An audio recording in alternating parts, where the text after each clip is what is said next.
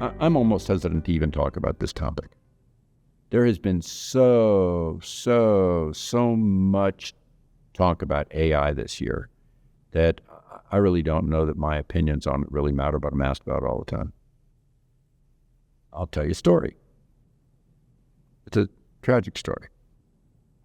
There's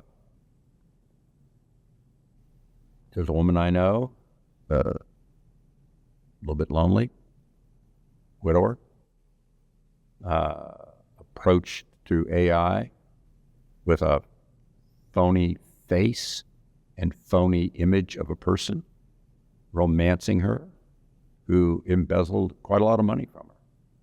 It's a tragic tale. It's true. I've known this woman from the time she was a girl. And I've known her since from the time I was a boy.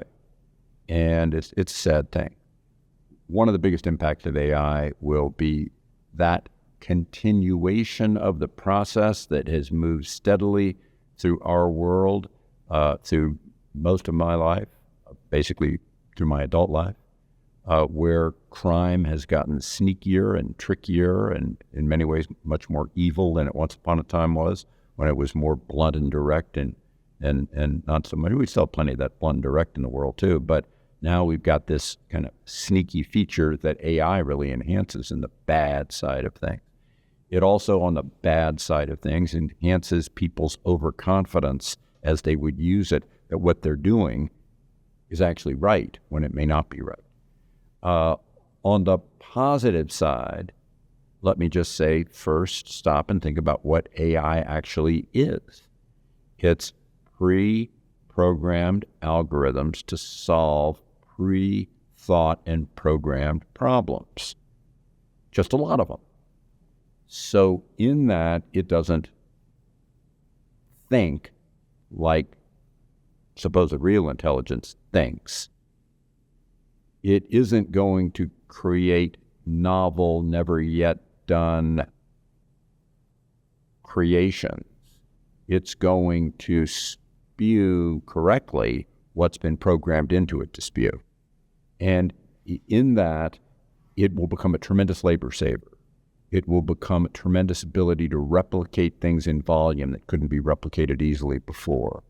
It will allow things to be synthesized perfectly. In that regard, it will destroy many jobs, while, like has been true with technology, almost always creating other new ones. I mean, this really started as we started moving away from a pure agricultural world. I want to go back and take a second on that agricultural world for your benefit. Once upon a time, when my grandfather was a young man, the agricultural employment sector was over half of the total U.S. labor force. Today, we produce a lot more agricultural output than we ever did in those days, with it being a couple of percent of the U.S. labor force. What did that? The implementation of all kinds of forms of technology into agriculture, better forms of tractoring and equipment, things that never existed when my grandfather was 25 years old in the year 1900. The fact is that that technology wiped out some kind of jobs while creating many others that were parallel into all of the kind of things that had to be made for those technologies that improved agriculture. One of the biggest, when I was a kid, in the 1960s, when I say kid, I'm going to high school then. Kids chose to go to college, or they chose to go into the trades. And those were both perfectly viable forms. Some guy'd want to be going to some great college. Some other gal would want to go and be a person that took reservations for a travel agency, which is now largely replaced by technology. Or some guy wanted to be a Maytag repairman, which is largely replaced by technology. Or some guy wanted to be a builder, which is still, a framer, let's say, in house construction, which is still largely as it was then.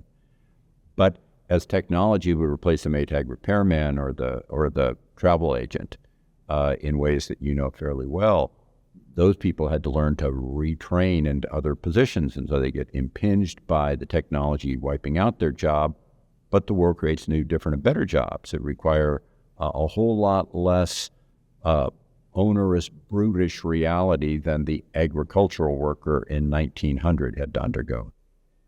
AI will just extend that same process again. People will have to train more for the future jobs. The future jobs will require more of them in their brain differently than in the past, but it will also wipe out many jobs that have been replicated before. The replicative part that just repeats over and over is largely boring and mundane. The data collection, displaying it in a format that's palatable to the consumer. These are all things that the AI will be able to do and enhance our lives. We need to embrace that while also being sure to be ever more on guard for the evil side, which will come with it assuredly as people try to engage in crime. I, as you may know, live in Dallas, Texas, and in the great state of Texas. And I was reading about the first train robbery in Texas by Sam Bass and his gang in 1877. This is 2 years after my grandfather was born. And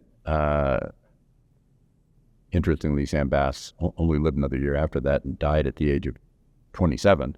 That's a pretty tough way to go, and it's a pretty good incentive that crime doesn't pay. But in the process of that train robbery, which was just a little ways north of here in Collin County, Texas, the next county to the north, the reality of that is that technology would eliminate train robbers. The radio function and communications wiped out both stagecoach robberies and train robberies and changed employment. When you think of that world, that process of the evil guy and the technology that deals with the evil guy, we'll still have to deploy that teeter-totter on the bad side of things moving forward, and yet in the beginning it always favors the evil guy. And so both of these realities, the good and the bad, will be what AI will confront us with. We will learn to live with it. Life will be good and better, just as life is better today than it was when my grandfather was a young man in 1900. And with that, I want to thank you for listening to me and hearing my views, even though I don't particularly think any of them are novel or different than you've read or heard other places, because so very much has been said about AI this year that I kind of think it's almost ridiculous that I'm doing this video on the topic, but some people seem to want to know. Thank you very much for listening to me. I hope you found it useful. This is Ken Fisher. Subscribe to the Fisher Investments YouTube channel if you like what you've seen. Click the bell to be notified as soon as we publish new videos.